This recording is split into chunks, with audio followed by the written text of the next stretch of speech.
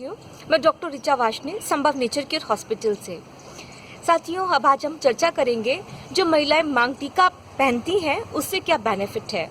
मांग टीका यानी कि इस जगह पर तो ये वाला हिस्सा जो है ये हमारा पिट्यूटरी ग्लैंड का है। जब महिलाएं मांग टीका यहाँ पर पहनती हैं और उसका जब प्रेशर पड़ेगा मांग टीके का इस पॉइंट पर तो महिलाओं को पीरियड से रिलेटेड प्रॉब्लम्स नहीं होने पाएगी।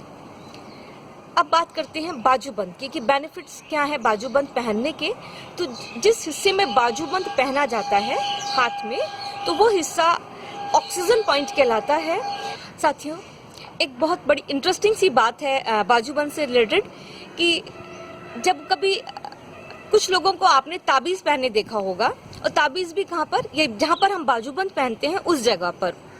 तो उनका हम पूछते हैं कि भाई आपने ये ताबीज क्यों पहना, तो बोले जब से ये ताबीज पहना है हम इतने बीमार थे, हमें ये तकलीफें थी, जब से हमने ये ताबीज धारण किया और हमें आराम मिलना शुरू हो गया।